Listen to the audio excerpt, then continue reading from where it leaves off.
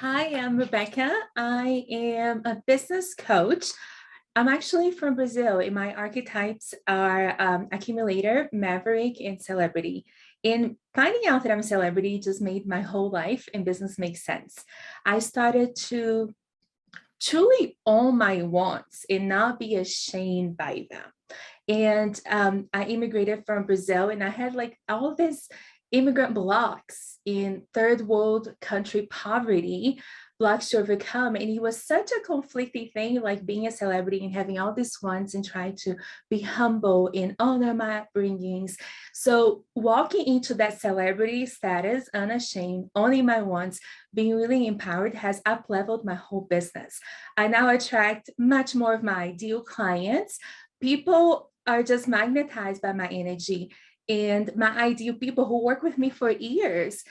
So it has really up-leveled my business and my life, even my marriage in a big, big way. Like, this is what I want, and I like nice stuff. So please get me nice stuff. Now, when you first did the quiz, and so we're going to start with Kerry this time and go around. When you first did the quiz, were you, how did that land for you? Because even the names of some of the archetypes are just like, oh, am I allowed to do that?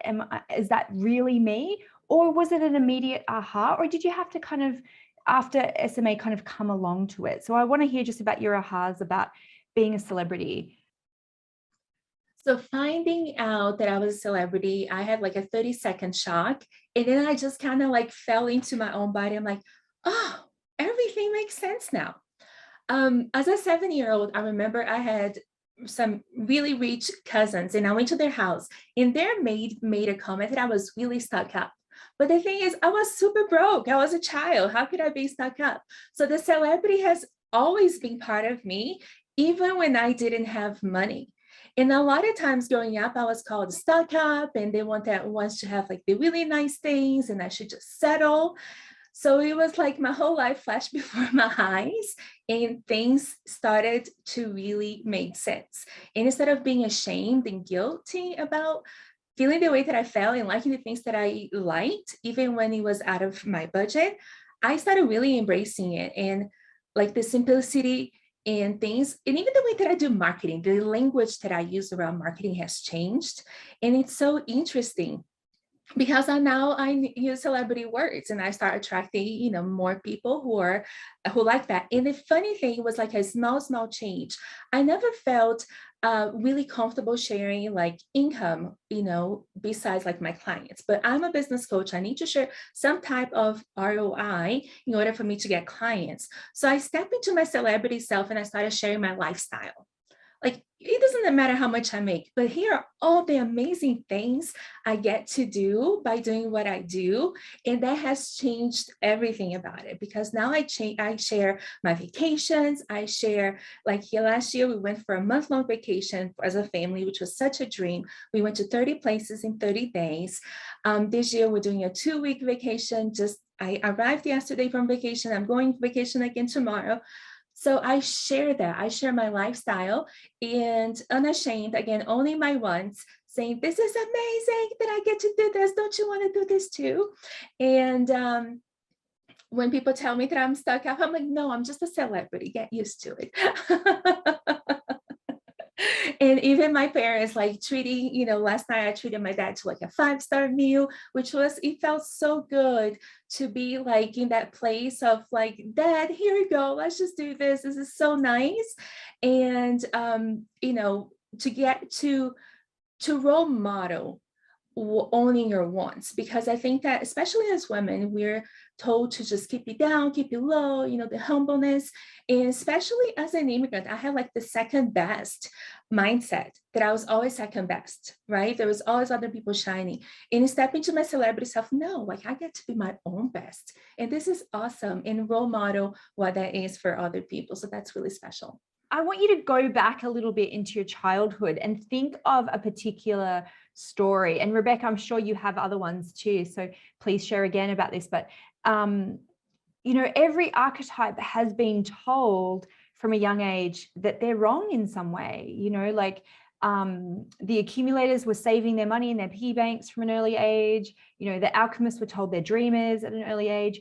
And we were kind of told that who we are isn't valuable, or that we should change it. So I would love to hear a story about where, or even something, like Rebecca said about, I was called stuck up. Were you called a princess? Were you called a diva? Do you remember something where you kind of went, oh wow, maybe I shouldn't, be the center of attention, or maybe I shouldn't have desires, and maybe you're a bit shamed for it. So just connect back to that little baby celebrity that you were. And I remember being around 8, and my godmother wanted to get me something, and she wanted to get me something really practical, right? Because again, I was born in poverty, third world poverty, and she wanted to get me some new clothes or something, but I really wanted this fancy lunchbox that had glitter on the cover. So whenever you open it, had the glitter pool all over, right? Because I needed some glitter in my life. And she's like, don't you want to get something practical, like new clothes, new shoes? You don't have a lot of shoes. I said, no, I really want this lunchbox. But she's like, you can get this shoe and the outfit and this. I was like, I don't care about all those things. I just want this lunchbox because it made me feel, I can still remember how it made me feel. It made me feel like my life would be better than it was at the time. It made me aspire to be one of the cool kids, right? It made me feel like a cool kid when I was opening that lunchbox in the middle of the lunch, and I was the only one that had that glittery flowing from my lunchbox. And everyone was trying to convince me that that wasn't the right thing, that wasn't the right decision. I should get the shoes, and I should get something really, really practical. But I've never been really someone, I love practicality and efficiency in my life and simplicity. But if I want something, I want something. And I don't care if it's not practical. I don't care if it's not efficient. I want what I want. And my whole life, there was so much internal conflict of talking myself out of the things that I want, because I needed to be practical. I needed to be efficient, right? I couldn't have this. I couldn't have that because it needed to be practical. I should only have black leggings because black leggings are practical. They go with everything. But no, I like all types of leggings. I want the ones with holes in it. I want the one that shine differently, right? And like knowing that I'm a celebrity eliminated all that internal chatter. Right? Like it really hushed the mean girl inside of me. She's still there sometimes, but it hushed her with the practicality concept. Like, oh, this is who I am and I get to be who I am. So that has been like one of the biggest aha, just shutting that mean girl that I don't have to be practical. I can just own my wants. We can pitch ourselves to anyone, right? And that's anyone here could sell ice to Eskimos, as the saying goes, but there's something there about being choosy, because there's always going to be people who want to save money and who want to scrimp and save. But then there are other people who would gladly pay a premium price because it's part of their archetype to have someone who's exclusive and expensive. And that is such a big part of learning about this, is that you don't have to work for everyone. So Rebecca, I want to hear something here from you, because you said you grew up in poverty, from Brazil, come from a humble background. When did you make that shift to being okay to charge people for your expertise and showing up as a celebrity and changing their life in that way? Not until SMA.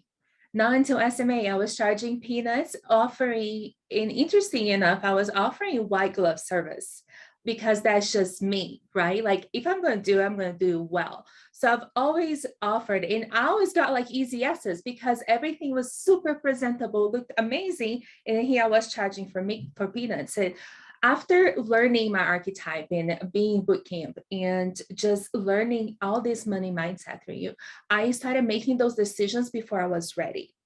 I just, as it says, my stake in the sand, like line in the sand, this is my time and I'm ready for the next step, just as you said, tell us. And I started making those decisions, and then my business just kind of kept growing with me. The more that I grew into myself, the more money that I made. And this white glove, like everything looks good. And people are always surprised how my brain is like the half-ass hustler, because everything looks really put together. And now what I tell them is half-ass, but it's whole heart. So let's make that clear. Because even when it was half-assed, everything looked really up level, But it wasn't because I was hiring branding. I had accidental branding for a long time. I took some pictures. My friend took it from me, was actually my neighbor, and I had this beautiful blue shirt. So my whole branding was blue. And then, the same thing happened again and again, until my business grew and I started, hiring, outsourcing those things to the true experts. But everything, how it's had this really luxury look and real luxury vibe, because it was my flavor, right? It was my thing. So growing up in poverty and owning, like learning about being a celebrity, learning who I was and being like, this is what I want. This is the type of business, this is the type of service that I want to provide, really up leveled me, and it's almost like, just like the lunch, the little glittery lunch box made me feel a certain way. Having those things in my business look a certain way made me feel more capable of offering the help that I do. That makes total sense. It makes total sense. And that was what you said. The more I grew into myself, the more money I made. And that is that power of that magnetic celebrity, because people then just go, I want what she has. And I feel confident that she can help me with that, especially combined with the white glove service that you already did anyway. Yes, and it was so interesting because most of my clients are not celebrities. Most of my clients, and I get all of my clients to take SMA because I want to know their money archetype. It makes it easier for them to work with me. So I get them all like, you need to listen to this book, you need to take this test, and those are the things you need to do.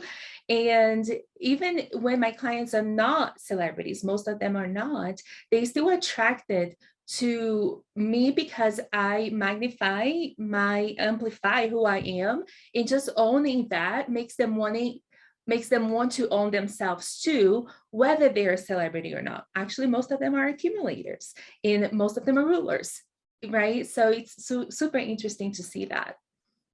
How many of you already offered this premium VIP service? As you said, white glove, bespoke, tailored. These are the words that you guys have used, which is perfect celebrity words, by the way. But one of your other archetypes was controlling the price, was controlling the boundaries, was controlling maybe even the business model. And, whether that was your nurturer of it has to be fair, or your connector, of like, I just want to help people, I shouldn't care about the money, or the maverick going, fuck that, I'm not going to follow everyone else's premium priced, bullshit rules. So has anyone gotten a higher about that? So my accumulator, my celebrity I was already offering white glove because, again, we're tastemakers, right? We're like trailblazers ahead of the curve a little bit with all the things.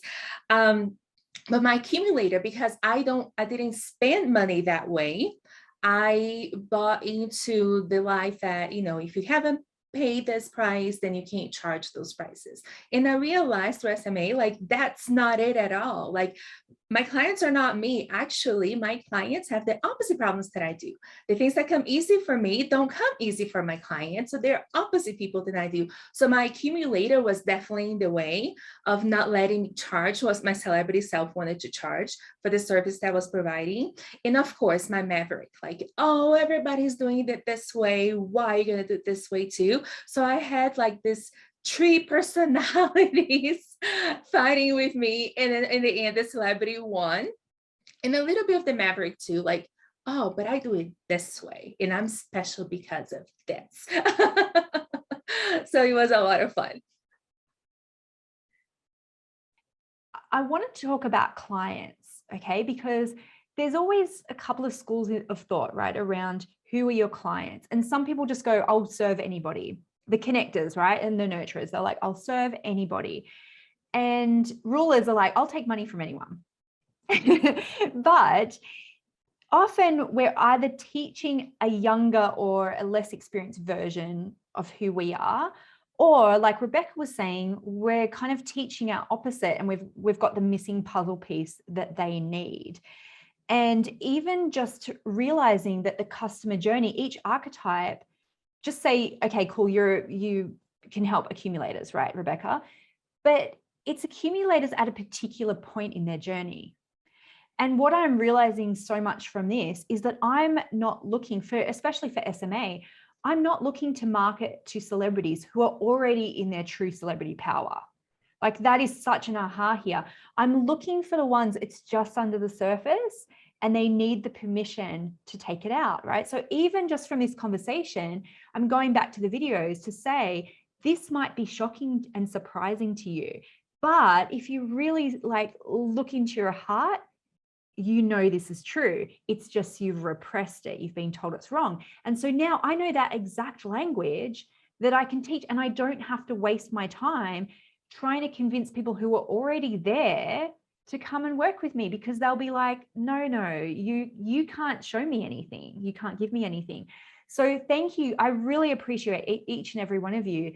I suspected that, but you guys have just really solidified it for me.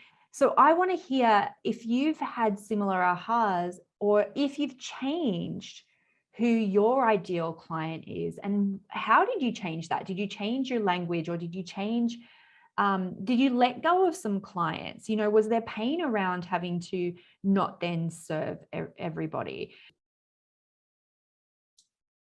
For me, the way that it has played out is, first of all, like the more boundaries that I have, the more of a celebrity I become. So again, goes back into the more I go into myself, the more money I make. And it's really interesting because as a Brazilian, I have no boundaries. So establishing those boundaries has been really, really interesting. The way that I look at my clients, the way that SMA has helped me market to them is the accumulators. They want the lifestyle, they want the money. So the language around this, do you want to have the freedom? Do you want your bank account to match the effort that you put into your business? So it's changing that language around my accumulators, who are the exact opposite of me, and they need me in their lives. Sorry, my dog Cash is here with a onesie.